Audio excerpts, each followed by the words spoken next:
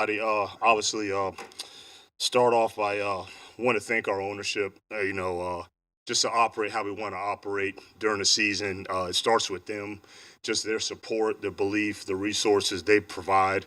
It's not taken lightly. It's not overlooked. So much appreciation. Want to thank our players, just everything that they had to put into it, their sacrifices, what they had to do to get ready on a regular basis. I have the utmost respect and appreciation for what they do, and I told them, I'll tell y'all, I'll tell everybody that's a special group in that locker room, and much appreciation for them. I thought Dan did a phenomenal job of preparing the team every week, week in and week out. I thought he did a phenomenal job navigating adversity when it did arise. I think from an identity standpoint, I do think that our opponents knew who they were getting ready to play when they were ready to face us each week. And, I think the role of Dan, he's a special leader, a special coach, and he's those things because he's a special human being.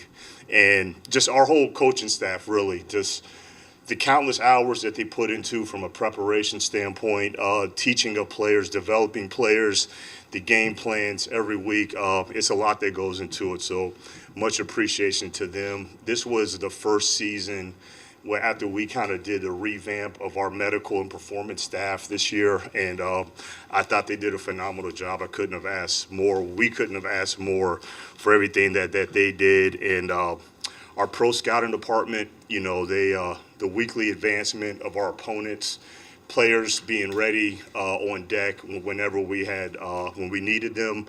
I thought they did a phenomenal job, and really our whole organization. I mean, it's too many names, it's too many people to name, too many departments to name. Our ops, wellness, video, equipment, dining, security, just everybody.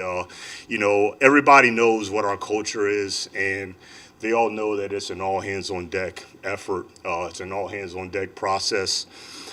So just much appreciation, thanks for everything that they put into it. And, our fans, look, I don't think there's any debate that we have the best fan base in the world.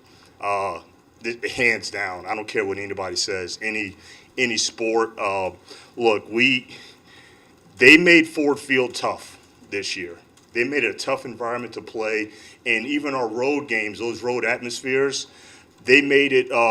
Just all due respect to all of our opponents, but I'll say this: we couldn't have asked more from them for what they did for us in terms of their travel, the sacrifices that they made. We were able to accomplish a lot this year. Division title, home playoff game, playoff win, all just been over 30 years to accomplish all of that. So just really a credit to all the fans for everything that they did. They truly did their part. And so much appreciation. Their support is not overlooked. So we want to thank them. And look, this is what I want to tell really our fans is, look, it's only going to get better, okay?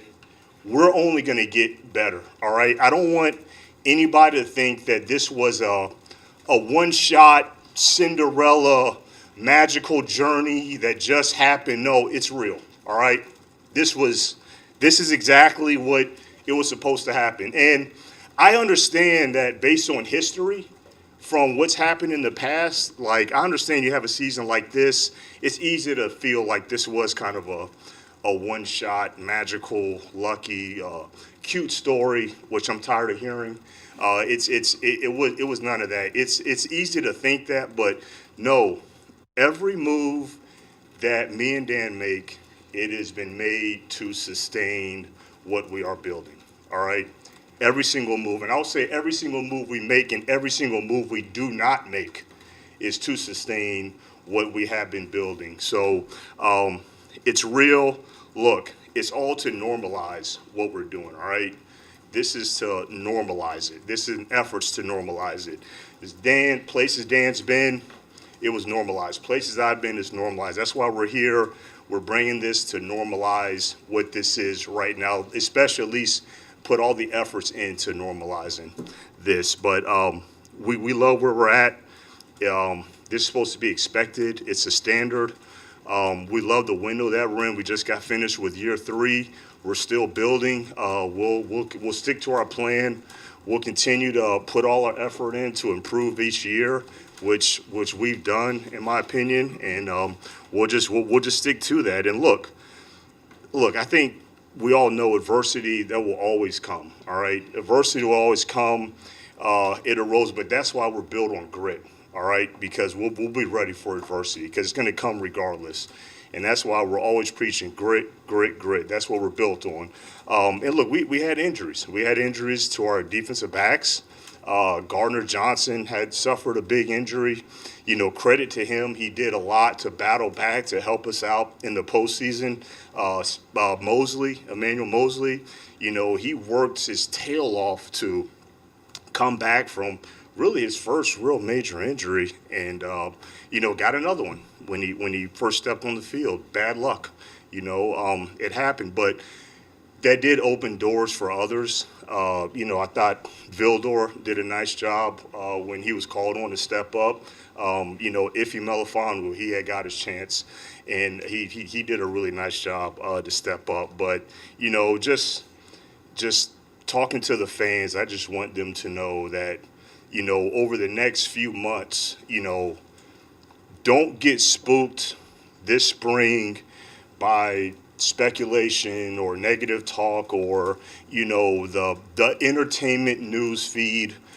Don't get spooked by that to not think that we can't build and sustain what we've been building. All right, don't get spooked by that. And I totally get it. The next few months, it's a lot of speculation and it's a lot of opinions, and people don't know what's going to happen. But I just hope that but they know that every year we have not led them astray. Dan and myself, we've been very upfront and straight with everybody and say, look, again, every move is intentional. Every move that we make, again, every move we do not make is intentional, and I'll even go back to, the past drafts that we've had, every single pick, free agency, every signing, it is very intentional. So I don't want the fans' joy to be derailed. They should be proud of their football team because the fans have earned it and the fans deserve it. But, and also I want them to know that over the next few months, every move that we make, it's to win in December. It's not to win March, April, and May, which it's easy to do. You can, if that's your aim, you can win headlines. You can win March, April, and May, but no, everything is intentional, and it may look strange. It may look like, well, why did they do this? Why? Trust me, it is to win in December. And so that's why we made the moves that we have made. And look, the reality is this. Look, everyone can't play here, all right? Everyone can't play for the Detroit Lions. And that's just a reality. That's just a standard that has been set. But, and look, I'll go back to the 2021 draft, all right?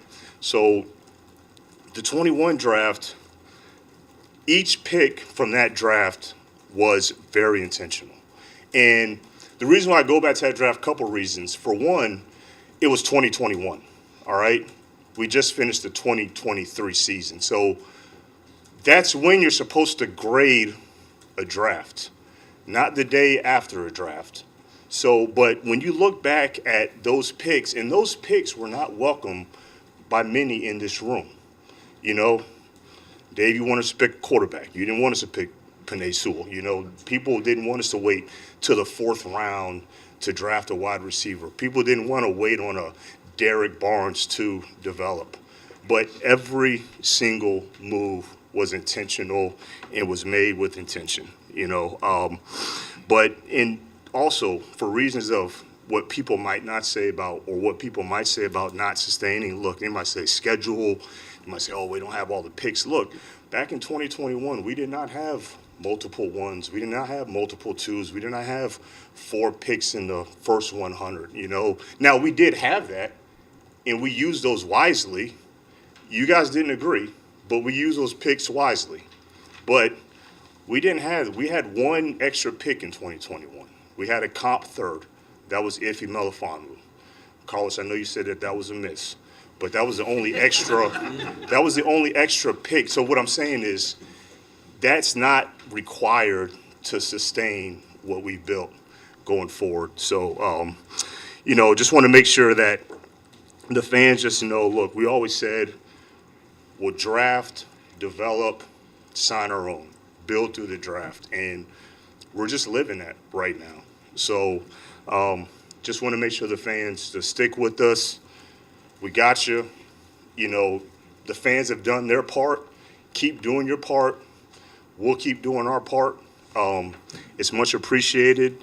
Again, it may look strange at times, but just take the marshmallow test with us, and delay some of the headline entertainment in March, April, and May, and really enjoy it in December, because that's why we're doing what we're doing. Appreciate it, guys. Thanks. Questions?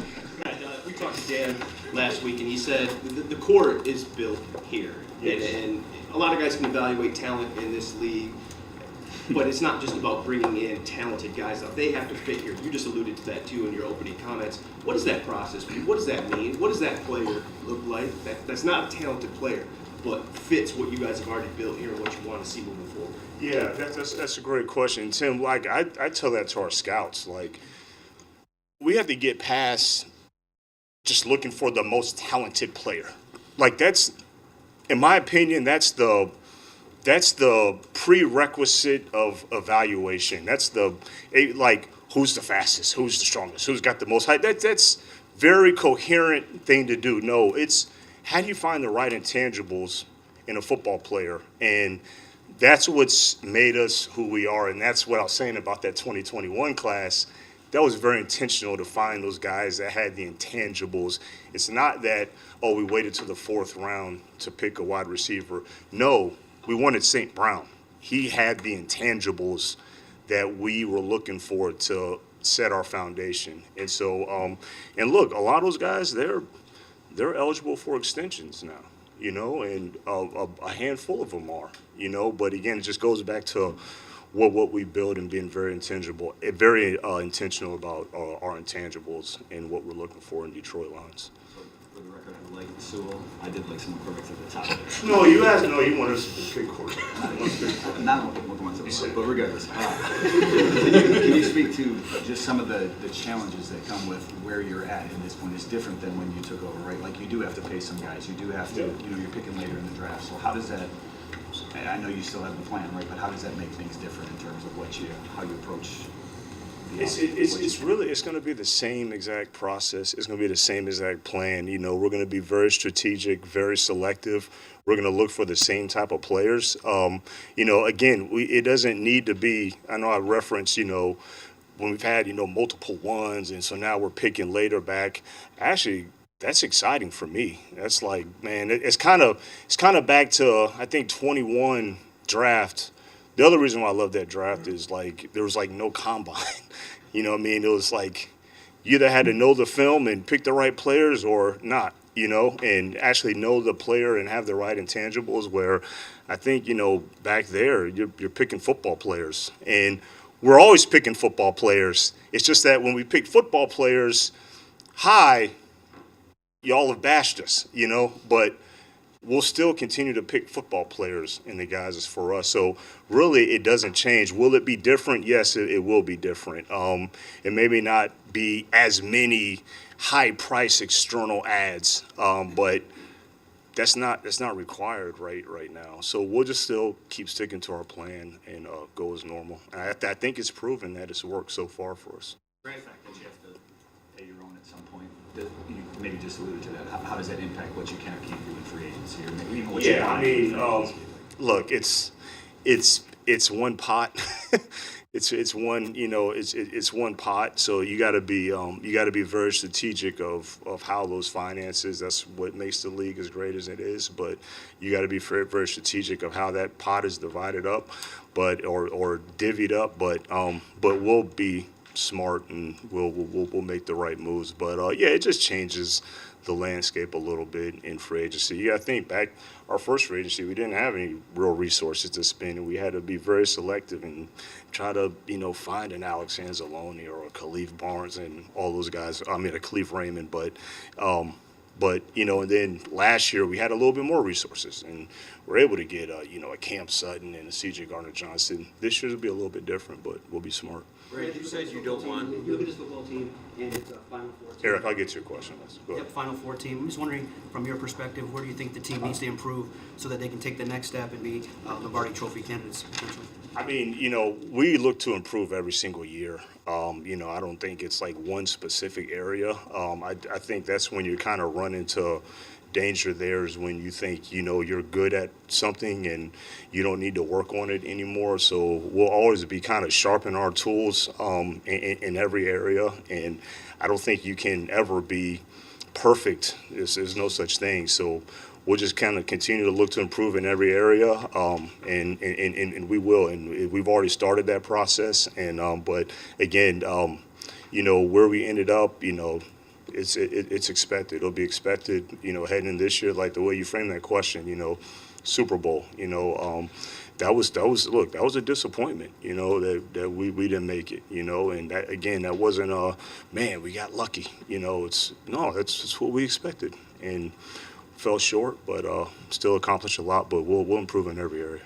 We'll talk a little bit about one of the leaders, Jared Goff, and his team. I mean, when we brought him in, he was probably one of the few people who actually believed that he can achieve this type of success. I mean, talk about what you saw out of him this season, any growth, or just the belief for what he's been able to do, and just his future here as well. Have you started any conversations with that as far as with Jared Goff? Yeah, well, I mean, we meet with all of our players, whether, a player that's eligible for an extension or player that's an upcoming free agent. That's very paramount in our organization is a communication standpoint.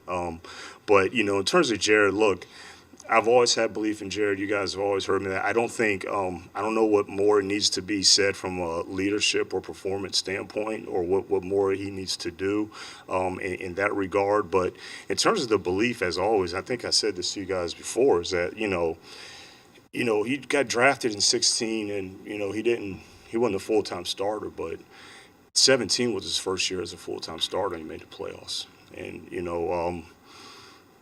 got exited versus the Falcons that year, but the second year as a full-time starter, he went to a Super Bowl.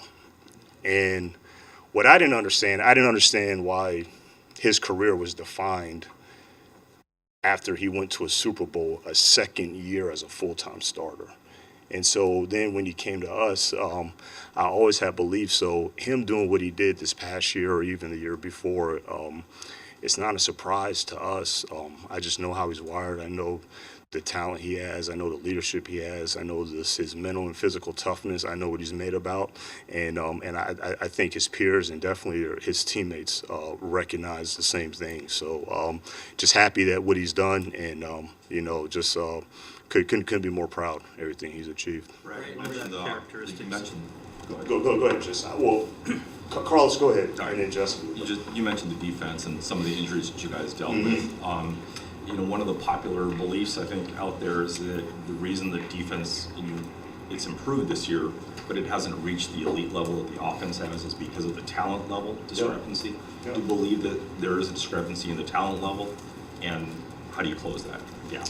I don't know about a discrepancy. I'll say this: it's not like if players have achieved more offensively, it wasn't intentional. It wasn't.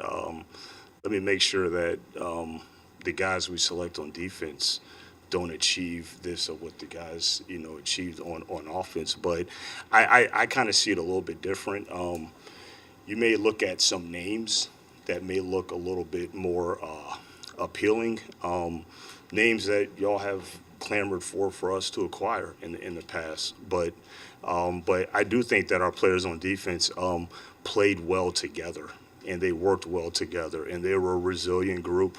And I think we have a lot of good starters, and we have a lot of guys that have a lot of upside. We have a lot of young players on defense. And look, we play an aggressive style. We play an aggressive style. I think there's no question on our identity, but I don't really see like there's a big discrepancy of talent. It's just we're just kind of working together. But it's a total team effort, Carlos. It's we don't look at defense different than we look at offense. We don't look at special teams different. We're trying to build a team, and I know everybody wants everything to be paired. You have a Pro Bowl pass rusher that double-digit sacks and 100 pressures. Everybody wants to pair the pass rusher with somebody. You have a D tackle that's was on his way before he got hurt to potentially a Pro Bowl season and sacks. You want to pair him with that guy. You have a promising young safety. You want to pair him with you. Everybody wants to, and trust me, that's what we want too. We want the same thing. We want not only the frontline depth of all 11 stars, but we want all the depth to be really, really quality, and that's what we strive to do. And sometimes when you strive to have really quality depth on defense, you might have to sacrifice some names, because like I tell you guys all the time, you can get excited about what the depth chart looks like in April and May, in June, but I always think about what's it going to look like in November. And so there's a balance when you want to add quality depth, and sometimes you might have to have some guys that might not be as high dollar players, but we have belief in our coaches, in terms of our development of our players, and a lot of those guys got better. So I'm not really concerned about it. I want to ask you about concept of loyalty. I think it's kind of been a tenet of your tenure here, just the way you stick with guys through maybe some rough spots, even down to your practice squad guys often stick through this roster for a full year. In his postseason comments, Dan was talking about just not getting emotionally attached to guys as you kind of reach these higher levels. So I'm wondering, as a GM, just your balance of really believing in guys, knowing they're Lions guys, but knowing there's an opportunity to maybe get better, and the importance of new blood in pursuing a continued success and higher goals. Yeah, that's a fair question, Justin. Look, I think that comes down to the communication aspect that I was speaking to prior. Look, we don't believe in handouts. We're a culture of accountability and a culture of earning it. And our communication with all our players is there's going to be competition. Even conversations that we had with guys that we want to come back, we tell them all the time there's going to be competition. I think those guys understand that. So and that's what we do. The best person. It's a meritocratic approach in terms of the best is going to be the best. The best is going to be number one. The second best is going to be number two. And I think our players understand that, and I think our players respect that. Me and Dan are always honest about that. So we don't undermine or overlook the contributions that they've put in the past. And there's a little bit of emotional attachment because we've seen how those guys have grinded over the years, but they're well aware that we're in the business of improving and upgrading and adding competition, and that's what makes teams better is better competition. You said at the start of your comments that people shouldn't view this as a one-shot Cinderella magical run. Have you sensed that from people? Because everything, it seems to me now, it's like Super Bowl or bust for the Lions. I don't think, unless you're hearing it from somewhere else, do you think people still wonder about the authenticity of what you've built here? No, I don't say that. I just don't want anybody to be worried about that, because I do know that you go from not making the playoffs to being in the NFC Championship, and I can see, again, like I said, based off history, I can see the human being and the naturalness of one could think that. But I just want to just reassure the fans that no, what you saw this year is real. It wasn't some magical thing. Stone, you had a question? There's a perception out there that you guys are 1 year ahead of schedule. When did you realize that perception is wrong and that you're good enough to do it now? I never. I'm glad you brought that up, because I remember when we first got here, everybody was wondering kind of how long this was going to take. How long is this going to be? And I remember I used the word retool, and I got killed because I probably should use the word rebuild. But they were wondering how long the build's going to take. And I never wanted to put a time stamp on it or a time anchor on it, because I said, look, we're just going to do our job, roll our sleeves up, and work to improve every single day. And that's what we did. So I don't it's hard for me to say, yeah, we are ahead of schedule because I don't know what that original timestamp should have been in the first place. But I do know we love where we are at, and I believe we are at exactly where we're supposed to be. Brad, a lot of players after the game talked about how using that loss as motivation going forward, coming up short. I'm just curious, does that show up in your work at all? Do you motivated by that loss, and as a GM, I guess, how does that translate into your work? Yeah, it does. I'd say it's times even last year when it got really dark. We were 1-6. I was just like, man, like just watch, like just watch, like we're gonna get better. And coming up short, yeah, it is fuel, and it is gonna be another, just watch, like. Again, like I said, this wasn't a Cinderella journey. Like, we're going to do what we have to do to make sure that we're going to, prove it and earn it. Yeah, it is fuel that I use for myself. And I'm a pretty self-motivated guy that I think I am. I don't really need a lot of extra fuel, but, when stuff like that happens, I think it's very human it drives you to another level. Brad, would the evaluation change from regular season on what you need for next year to playoff afterward? Is there a different evaluation that you had at the end of the season to end of the season against San Francisco, which you played the best team in the conference? Are your evaluations changed? Like, I'm asking, does the playoff run give you more perspective on what you have and what you need to get over that last hump? Yeah, it's a fair question. Not really. I've always have a good sense. Like I say all the time, my job is to have a foot in the present and a foot in the future at all times, and that's what I pride myself on doing. And so, regardless of how sunny or dark things are, midpoint in the season or late in the season or in a playoff run, I'm always looking for this is what we need to do right now, but this is what we also have to do in the future, and that really doesn't really change, really.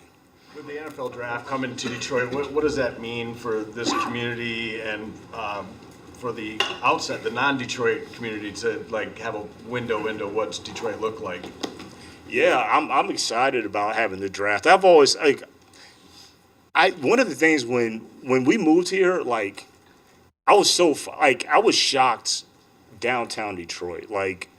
I love downtown Detroit. I think downtown Detroit is ideal to host a Super Bowl if the weather permitted. I just think it's an awesome downtown. It's one of the better ones that I've been around, and that's why I love the fact that us hosting the draft is going to give, hopefully not only Detroit but the world a glimpse of kind of what our city is all about. And, and hopefully us hosting the draft means something, because that's what our team has been built upon, really, is the draft and through the draft. And so I think it's going to mean a lot on a lot of different levels.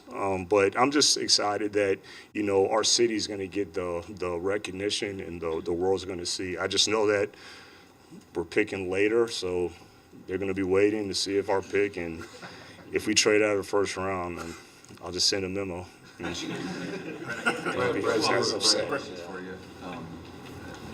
Right now, first he was kind of introspective at the end of the season when he did his end of season press conference here. Have you talked to him? Or are you worried about retirement at all with him? And then two, you've always been sort of like a feed the beast guy, right? That offensive line has been really good for you. You have a couple of free agents there, right? Now's injuries, Decker last year was contract. Just how important is it to continue stacking that position to make sure? Extremely important. Extremely important. And look, right now it's only one of them on the planet. In my opinion. So, but I have so much respect for him and for everything that he goes through and fights through that, I'm just respectful of his time and his thoughts. And, we're not going to, pressure him to do anything or make any moves, but the communication will be diligent. It'll be thorough. It'll be respectful. But just that's what our team is. our offensive line, us being able to, protect the quarterback and run the football like we do, it's extremely important. And so that's definitely going to be one that that'll be an area that will not be overlooked. As good as it has been in the past, just those points that you've raised, it's definitely going to be a point of emphasis still. Brad, you were talking about that. One question about the draft. Obviously, when you made the picks last year, that's probably the most criticism that you received out of the previous 2 draft classes. And you see what they were able to do. It might have been your best draft class. Like, as you're seeing those guys progress, playing the roles that they're playing, how did that make you feel? And how does it make you feel when you make a decision that isn't well received by everybody, but still standing on your 2 toes and going forward? I mean, just making By everybody or you included? No, I mean, just anybody. I ain't really have I ain't say too much today, did what they did. So. But just going forward, picking those guys, giving them criticism and going forward as well. Yeah, well, you look, I'm not up here to give I told you so's. I will say that I told you so was when we selected the player, is that, we'll always, as long as Dan and I are convicted in selecting these players, you sleep like a baby. And we slept like a baby after we selected those players. And, all the criticism that came and transpired the day after the draft or, the week after the draft, it's always, you can't be a prisoner of the moment. You can't let that affect you. You just gotta go through the post-draft storm, and kind of just weather through it. And just like I told you guys, after the draft, I said, look, OTAs will be here soon. People forget about the draft. Training camp will be here soon. People forget about the draft. But me and Dan had all the confidence in the world on those players. They did what we expected them to do. Those players that we selected. Those were our favorite players in the draft. I know it was a big thing about like tight end. I think it's been on record that Sam Laporta was our #1 tight end. No, he was one of our favorite players in the entire draft. So when you have that kind of conviction on players, you can sleep good. And look, like I said about grade the 2021 draft, like grade that. Like now the guys have developed. Guys may have had injuries early, come back, like that's where you should grade guys, not right after. And I told everybody, look, they may not understand, they may not feel great about it right now, right after the draft, but I told them that they'll like it when football starts being played. And I want the fans to always know that when we have a draft, we have free agency, we acquire players, we didn't forget. Like we didn't forget how to draft. We didn't forget how to acquire players. We didn't forget how to be strategic and selective in our process. Like we didn't forget, but that's not entertaining to write about that stuff. Entertaining for the criticism. Oh, that's a D, that's an F. Oh, man, what are they doing? That's entertaining. It's clicks, and I don't undermine that. I don't undermine whether it's free agency, draft. I don't overlook. It's the entertainment business. And I don't overlook the entertainment of, fans want to, click on the stuff it's newsworthy, saying that, man, the Detroit Lions, they're very intentional, very careful and selective with their picks. And but that's not going to get the clicks, But I'm very happy for what those guys did. And they did what we expected them to do. And even more excited as they enter year 2, because those guys will be better next year. Sort of staying with that, do the bad grades, you were talking about fuel and motivation, do they motivate you? I mean, you kind of came in here with receipts a little bit today, it seems like. No, I just look. My only thing is that's not a criticism. I'm just saying. I mean, it seems like you're enjoying it a little bit. No. It's. I'll say this. I'm big on accountability, and I think y'all would expect me to be accountable when I'm up here. When things don't go right, you would expect me to be accountable, and I am. I feel I'm a very accountable person. I think when you heard so much negativity about our draft, and then when I said, look, wait till they start playing football, it'll be appreciative. when they started playing football and people started giving them credit, the negativity kind of just, everybody forgot about it. Nobody, I give probably 2 people credit in this room that said, you know what, I was wrong. I was wrong. And I appreciate that and I respected that. But just the other about, you knew they were wrong, and then oh man, these rookies are playing so well. Or you hear many people gave him backlash, or, oh man, there were some people that, no, it wasn't many, it was you. I'm reading it like, no, you gave him backlash. And so just having accountability, that's all it is. But again, like I said, I'm not here to, I told you so. Again, I told you so was when we selected the players. You just got to get through the post-draft wave. Are you surprised that your coordinators are both back? Did you expect one of them to be a head coach? If I'd asked you a few weeks ago, you thought they'd all be back. Yeah, And what does that continuity do for what you're trying to do here? It's everything. Continuity is everything. And, they're great coaches. They're great coaches. They're very smart. They're great leaders. They're developers. They're teachers, and they fit here. But,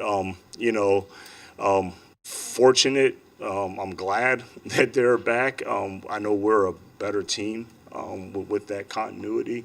But I have all the trust and faith in Dan as well. And the one thing I'll say about, those guys, being back is I think it says a lot about our organization. And I think that's a part that, wasn't really talked about as much was, yes, you got 2 talented coordinators, jobs open up. They had to take those jobs, right? Well, they got damn good jobs here. They do. I know it's all the stuff written about, Ben. And Ben, it's a great culture here. We got a great head coach. We got great ownership. We got a great offense. We got great players on offense.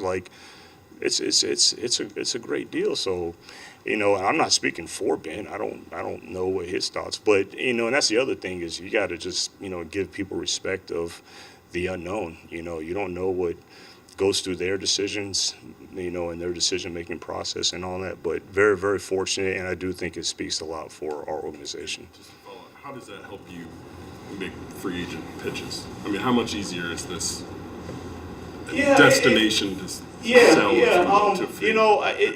helps. It helps a little, obviously, with the continuity. You can say, hey, look, what you saw on film this past year would be similar system, and when, new players are acquired, to sit down with those guys. But again, it all starts with Dan, so, as long as Dan is here, then I feel really good about, whoever we bring in from a free agency standpoint. But I can see how it can help a little bit. Thanks, guys. Appreciate it. Thank you.